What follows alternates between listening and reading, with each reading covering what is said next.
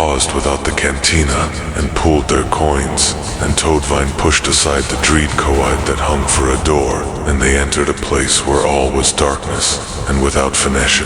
A lone lamp hung from a cross-tree in the ceiling, and in the shadows dark figures sat smoking. They made their way across the room to a clay-tiled bar. The place reeked of wood smoke and sweat. A thin little man appeared before them and placed his hand ceremonially upon the tiles. "Dig 'em," he said. Toadvine took off his hat and put it on the bar and swept a clawed hand through his hair. "What have you got that a man could drink with just a minimum risk of blindness and death?" "Como," he cocked his thumb at his throat. "What have you got to drink?" he said. The barman turned and looked behind him at his wares. He seemed uncertain whether anything there would answer their requirements. "Mezcal, suit everybody, trot it out," said Bathcat. The barman poured the measures from a clay jar into 3 dented tin cups and pushed them forward with care, like counters on a board. "Quanto?" said Toadvine. The barman looked fearful. "Cease," he said. "Cease, what?" The man held up 6 fingers. "Cent of us," said Bathcat. Toadvine doled the coppers onto the bar and drained his cup and paid again. He gestured at the cups all 3 with a wag of his finger. The kid took up his cup and drained it and set it down again. The liquor was ranked sour, tasted faintly of creosote. He was standing like the others with his back to the bar, and he looked over the room. At a table in the far corner, men were playing cards by the light of a single tallow candle. Along the wall opposite, crouched figures seeming gaily into the light, who watched the Americans with no expression at all. "There's a game for thee," said Toadvine. "Play Monty in the dark with a pack of niggers." He reset the cup and drained it and set it on the bar and counted the remaining coins. A man was shuffling toward them out of the gloom. He had a bottle under his arm, and he set it on the tiles with care together with his cup and spoke to the barman, and the barman brought him a clay pitcher of water. He turned the pitcher so that the handle of it stood to his right, and he looked at the kid. He was old, and he wore a flat-crowned hat of a type no longer much seen in that country, and he was dressed in dirty white cotton drawers and shirt he wore looked like dried and blackened fish, lashed to the floors of his feet. "You are Texas," he said. The kid looked at Toadvine. "You are Texas," the old man said. "I was Texas 3 years. He held up his hand. The forefinger was gone at the first joint, and perhaps he was showing them what happened in Texas. Or perhaps he merely meant to count the years. He lowered the hand and turned to the bar, and poured wine into the cup, and took up the jar of water, and poured it sparingly after. He drank and set the cup down, and turned to Toadvine. He wore thin white whiskers at the point of Hessian, and he wiped them with the back of his hand before looking up again. "You are societed, de Guara, contra los, by Barros." Toadvine didn't know. He looked like some loutish knight beriddled by a troll. The old man put a phantom rifle to his shoulder and made a noise with his mouth. He looked at the Americans. "You killed the Apache, no?" Toadvine looked at Bathcat. "What does he want?" he said. The Vandemanlander passed his own 3-fingered hand across his mouth, but he allowed no. "The old man's full," he said. "Or mad." Toadvine propped his elbows on the tiles behind him. He looked at the old man and he spat on the floor. "Crazier, a runaway nigger, ain't they?" he said. There was a groan from the far side of the room. A man rose and went along the wall and bent to speak with others. The groans came again, and the old man passed his hand before his facet weiss and kissed the ends of his fingers and looked up. "How much monies they pay you?" he said. No one spoke. "You killed Gomez, they pay you much monies." The man in the dark of the far wall moaned again. Madre de Dios, he called.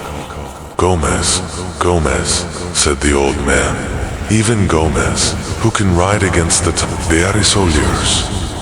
Que soldados tan valientes, la sangre de Gomez, sangre de la gente. He looked up. Blood, he said, this country is give much blood. This Mexico, this is a thirsty country, the blood of 1,000 Christs. Nothing. He made a gesture toward the world, beyond where all the land lay under darkness, and all agret-stained altar stone. He turned and poured his wine, and poured again from the water jar, tempered old man, and drank. The kid watched him. He watched him drink, and he watched him wipe his mouth. When headed, he spoke neither to the kid nor Toadvine, but seemed to address the room. I pray to God for this country. I say that to you. I pray. I don't go in the church. When I need talk to them dolls there, I talk here. He pointed to his chest. When he turned to the Americans, his voice softened again. You are fine caballeros, Esaid. You kill the barbaros. They cannot hide from you. But there is Another Caballero, and I think that no man hides from him. I was a soldier. It is like a dream. When Eventi Bones is gone in the desert, the dreams is talk to you. You don't wake up forever. He drained his cup and took up his bottle and went softly away on his sandals into the farther dim of the cantina. The man at the wall moaned again and called upon his god. Thavin Demonlander and the barman spoke together, and the barman gestured at the darkened Theckerner and shook his head, and the Americans chambered down their last cups, and Toadvine pushed the few tlacos toward the barman, and they went out. That was his son, said Bathcat, who was the lad in the corner cut with a knife. He was cut. One of the chaps at the table cut him. They were playing cards and one of them cut him. Why don't he leave? I asked him the same myself. What did he say? He had a question for me. Said where would he go to? They made their way through the narrow-walled streets toward the gate and the fires of the camp beyond. A voice was calling. It called. Las 10:30.